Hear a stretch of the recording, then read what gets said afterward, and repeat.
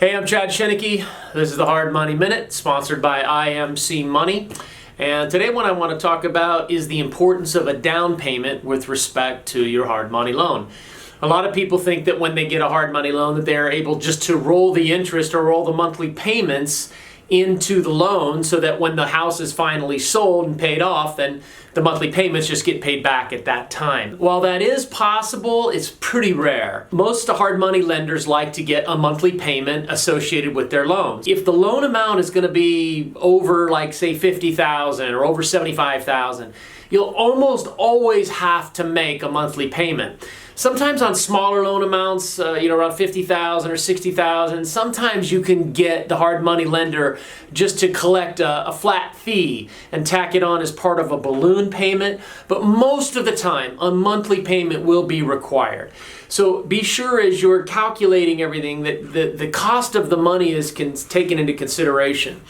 For the sake of discussion, it's always best to assume that you've got to pay back 1% of the principal amount of the loan every month in interest. So if you borrowed $100,000, you'll probably have to pay $1,000 a month. You borrowed $500,000, you're probably going to have a $5,000 a month payment.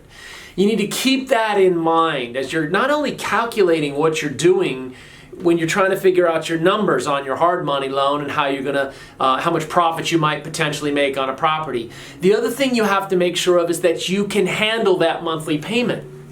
I can't tell you how many times a borrower will go into a transaction and they have enough money for the down payment and they have enough money to cover the rehab and a little bit of cushion money, but what if the house takes a little bit longer to sell than you originally planned on? Or what if perhaps you ran into some construction delays and you couldn't get a permit, or one of your subcontractors was sick and got delayed, or a shipment of windows that was supposed to be coming took 3 extra weeks that you weren't planning, or the door was supposed to be in and they framed it and then the frame's not right, so they have to rip that back out and put the frame back on.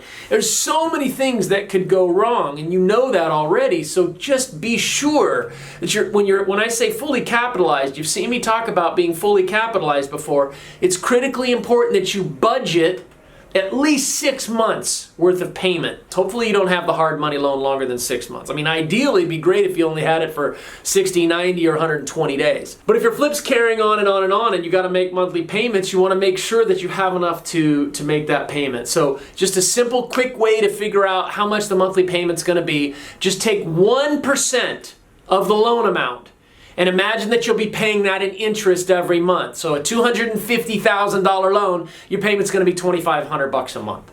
Keep that in mind. Be sure you have budgeted enough so when you're all done and you're calculating your money and you're figuring out how much you can pay for the house, make sure you budget enough to cover the monthly payment. It's very rare, very, very rare nowadays that someone will allow you to just add your monthly payments into the end.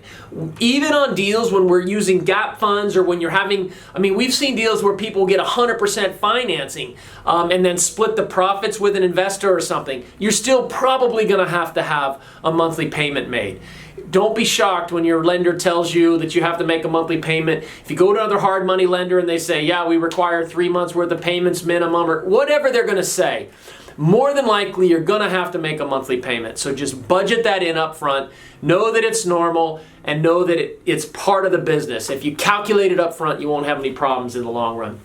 And then remember, if you do have a small loan amount, you can always request it. If the loan amount's 60 or 70 grand, you could always request it and say, hey, can I just pay you back one lump sum rather than sending you a $500 or $600 payment? Sometimes you get a hard money lender to bite on that. But if you're borrowing over like 100 grand, 75, 100 grand or more, just plan on making a monthly payment. Okay, that'll do it for this edition of the Hard Money Minute. I am Hard Money Chad.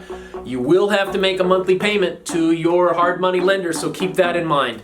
Remember, tune back in here whenever you want to find out about anything related to real estate, especially the hard money loans, acquisition and development financing. Until next time.